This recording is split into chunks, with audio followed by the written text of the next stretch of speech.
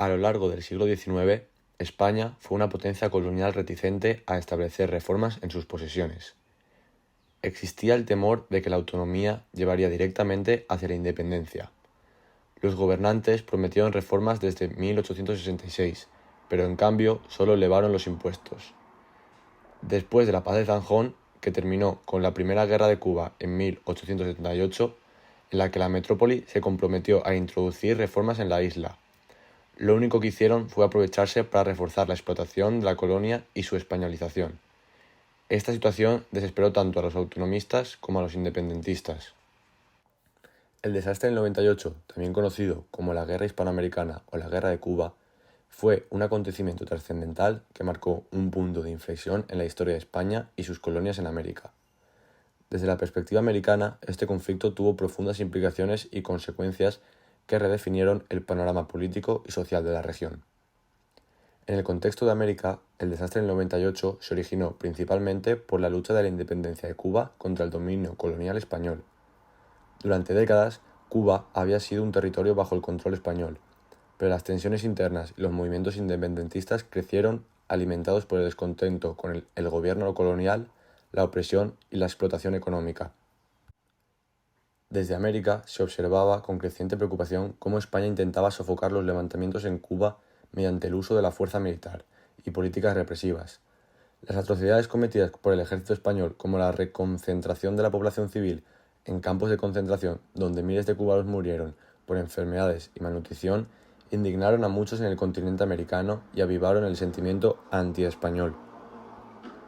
La prensa amarilla, especialmente en los Estados Unidos, desempeñó un papel crucial al exponer las brutalidades de la guerra y generar simpatía por las causas cubanas.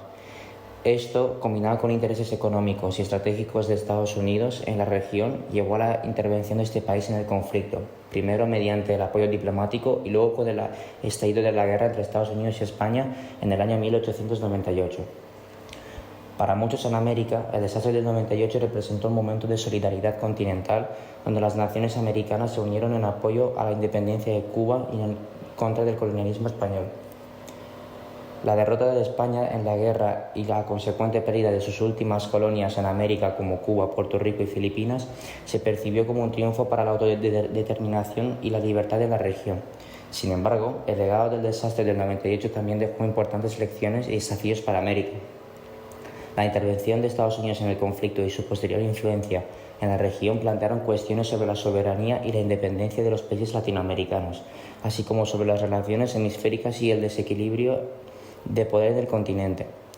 En resumen, desde la perspectiva americana, el desastre del 98 fue un acontecimiento crucial que transformó las relaciones entre América y España, consolidó la independencia de Cuba y otras colonias, pero también planteó desafíos y dilemas sobre el papel de Estados Unidos en la región y la soberanía de los países latinoamericanos. Después de la dramática pérdida de las flotas españolas, el gobierno liderado por Sagasta buscó la intervención de Francia para iniciar conversaciones de paz con Estados Unidos. Estas negociaciones, iniciadas el 1 de octubre de 1898 tras la firma del Protocolo de Washington el 12 de agosto, finalmente culminaron el 10 de diciembre de este mismo año con la firma del Tratado de París. Los términos del Tratado de París, establecidos el 10 de diciembre de 1898, delinearon la futura independencia de Cuba, que se lograría en 1902, y la cesión de Filipinas, Puerto Rico y Guam por parte de España. Las posesiones españolas restantes en Oceanía, como las Islas Marianas, Carolinas y Palaos, que estaban indefendibles debido a la distancia y la pérdida de gran parte de la flota, fueron vendidas a Alemania en 1898 por 25 millones de pesetas según el Tratado Germano-Español. Este conflicto, considerado absurdo e inevitable por muchos historiadores, se sostuvo internamente en España bajo la premisa de que la derrota militar era necesaria para mantener el régimen monárquico. La percepción era que ceder la independencia a Cuba sin ser derrotado militarmente habría provocado un golpe de Estado y la caída de la monarquía, lo que se consideraba preferible a la revolución. El desenlace de la guerra fue visto como una tragedia en España, aunque principalmente entre la clase intelectual, ya que la mayoría de la población, analfabeta y sometida al caciquismo, estaba al margen de las cuestiones políticas. Sin embargo, en el contexto de la época, la derrota no fue excepcional, ya que otros países también enfrentaron reveses similares. La controversia en Estados Unidos sobre el destino de las nuevas colonias adquiridas surgió al finalizar la guerra.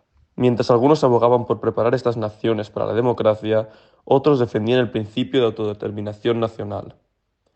En Filipinas, la lucha contra el colonialismo español pronto se transformó en un conflicto con las tropas estadounidenses, causando una guerra de 3 años con un alto costo humano. A pesar de las críticas de los antiimperialistas, Estados Unidos comenzó a consolidar su influencia en el Caribe, como se evidenció en la construcción del Canal de Panamá, facilitada por la emancipación de Panamá de Colombia con el respaldo estadounidense. Además, se consolidaron influencias en Cuba y se establecieron restricciones a su soberanía mediante la Enmienda Platt. Económicamente, la guerra trajo cambios significativos a España. El retorno de capitales desde Cuba y Estados Unidos impulsó el desarrollo de grandes empresas en diversos sectores industriales en la península. Aunque la derrota en la guerra debilitó la estabilidad del régimen político conocido como la Restauración, este perduró durante 30 años más, hasta la proclamación de la Segunda República en 1931. La pérdida de las colonias también influyó en la neutralidad de España en las 2 guerras mundiales siguientes. En resumen, la guerra y sus secuelas marcaron un periodo de transformación tanto para España como para Estados Unidos, con repercusiones políticas, económicas y sociales significativas en ambos países. En conclusión, el desastre del 98 representó un punto de inflexión en la historia de España y sus colonias en América. Con profundas implicaciones y consecuencias desde la perspectiva americana, este conflicto, originado por la lucha de independencia de Cuba contra el dominio colonial español, desencadenó una intervención de Estados Unidos que redefinió el panorama político y social de la región. Desde América, el desastre del 98 se percibió como un momento de solidaridad continental, donde las naciones americanas se unieron en apoyo a la independencia de Cuba y en contra del colonialismo español. Sin embargo, la intervención estadounidense planteó desafíos y dilemas sobre el papel de Estados Unidos en la región y la soberanía de los países latinoamericanos. Las consecuencias del desastre del 98 en el siglo XX se reflejaron en la firma del Tratado de París, que delineó la independencia de Cuba y la cesión de Filipinas, Puerto Rico y Guam por parte de España. Esta guerra también impactó en la política y economía tanto de España como de Estados Unidos, marcando un periodo de transformación significativa para ambos países. En resumen, el desastre del 98 dejó un legado duradero que influyó en las relaciones entre América y España, así como en la evolución política, económica y social de la región en el siglo XX.